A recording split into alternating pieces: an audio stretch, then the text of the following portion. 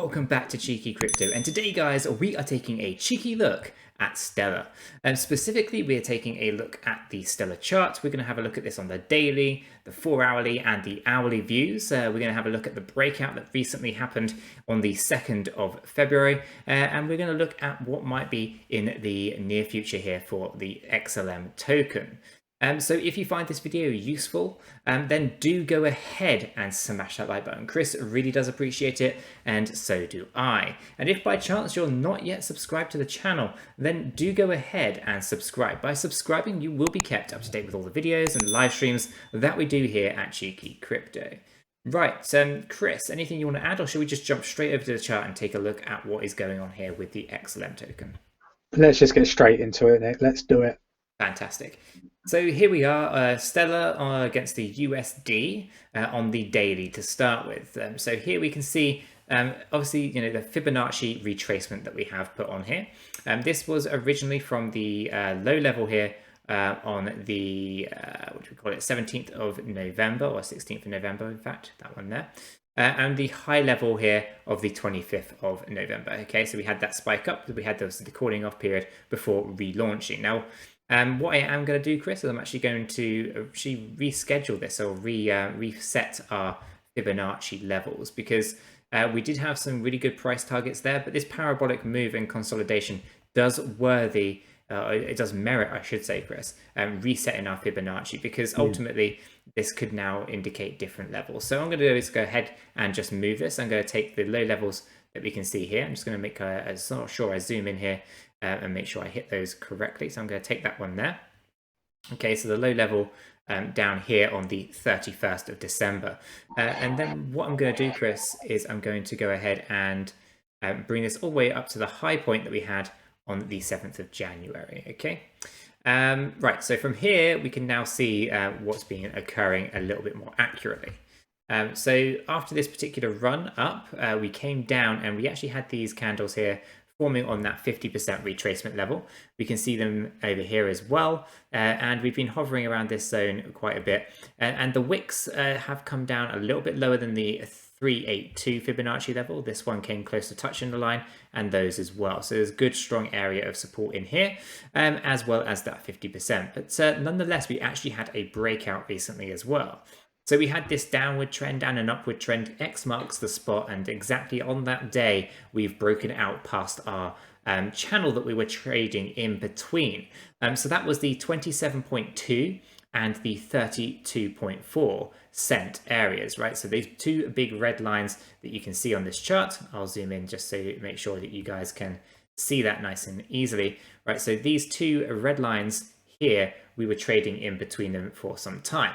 What I want to do is I'll get the date range, and we can see right when we came in here, and we were basically in here all the way through until yesterday, or today really, I should say, because obviously we're ahead of you guys, but 24 days we're in there for, so quite a significant amount of time when we had the breakout on the 2nd of February, which is a key thing that had to happen because we have these two particular trend lines.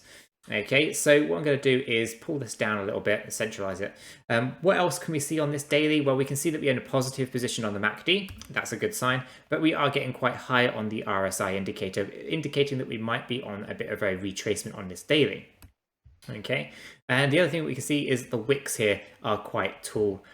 So yeah, we've obviously gone up higher and retraced significantly since. So let's go ahead and pull this down onto our 4-hourly view, Chris.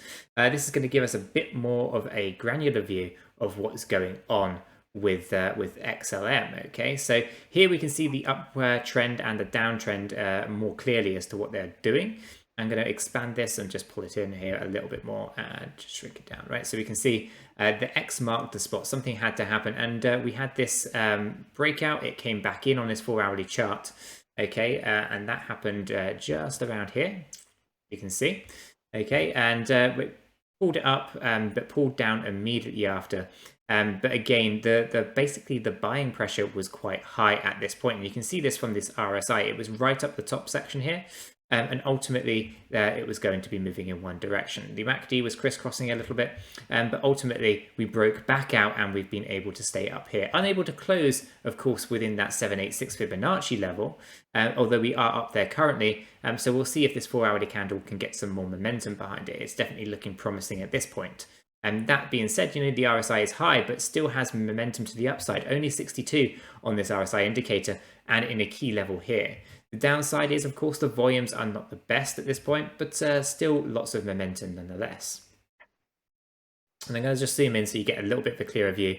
It's really, really close to this line here, okay? And you can see how close we are to getting a close above that Fibonacci level. It's a key level that we need to hit because up here gives you a lot of credibility to move to the next level up. Okay, so we have to pay attention. But otherwise, this, the volumes are not the best. They've been decreasing, and actually we need them to increase in order to get that momentum that we desire. But let's go ahead and draw this down into the 1-hourly view, Chris. And here we can see a lot more of the granular detail of what's going on. We can see the trend lines a little bit clearer.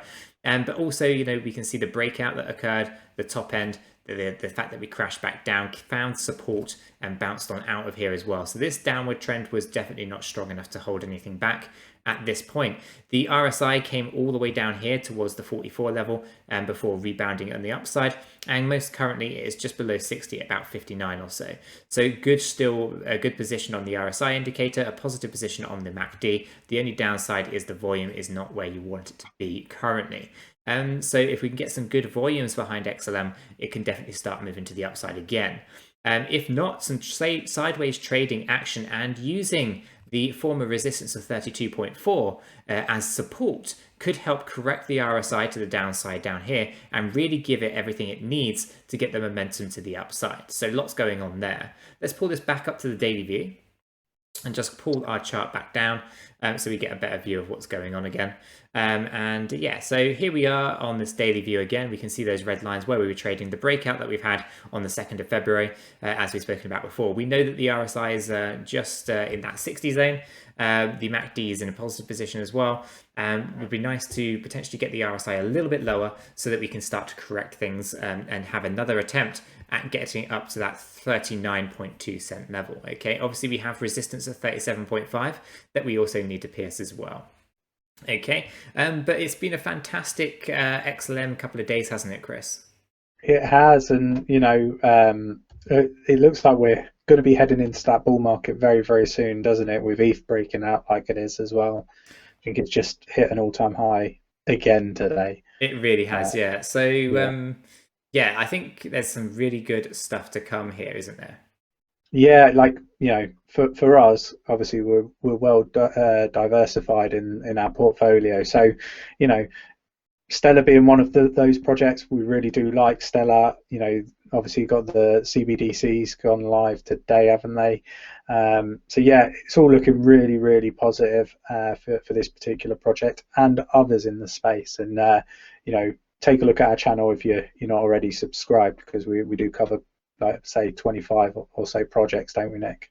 We do, yeah, absolutely. And guys, because we've reset our Fibonacci retracements, we have some price targets that we're going to be aiming for. The first price target on our extension level here is the 55.8 cent XLM price. Okay, so that's our first price target that we're going after. After that, we're talking about an 82.7 cent and then $1.09. Okay, so those are the short-term targets that we have now kind of scoped out here for XLM. So we'll be paying attention to see if we can pierce past the 39.2 and head towards that 55 in the coming days and weeks and months, Chris, as things really start to heat up with the XLM token. Now, the other thing I was going to do was go through the growth that we've had most recently, right? And I'm just going to take a look at, I guess March would be a good indication of where we start, right? Because if I grab my price range, we can really have a look at where we were, going, right? And where we are, that high level, right? So the high level has seen a significant growth, right? So if we were just to look at the high level, that was 1,266%, right? From the crash in March, which is absolutely massive. But if I actually grab the right thing for a second, if I grab this and move it up to our first price target, well, all of a sudden, guys, we're talking about 1,800 and 46% growth. So absolutely fantastic stuff going on here. And then if we hit that second target in the near future, we're talking 2,700% growth. And the third price target of over $1, we're talking about 3,700. But let's keep this to our first price target, okay? So that's from March's crash, 1,800%. But let's just have a look at it from the Fibonacci retracement level. So in this particular retracement, that represents 360% growth. And from the current price of XLM as we record this video, getting to our first price target represents 66% in the short term. So some fantastic stuff to potentially go on here, Chris. And yeah, I couldn't be happier with the progress that Stellar has made today. It's got out of a channel that's been plaguing it for quite some time, and it's had some fantastic levels achieved as well. So we'll have to just correct the RSI on the short term, give it a couple of days, and hopefully we'll be approaching the next level of this chart. Anything you would like to add? No.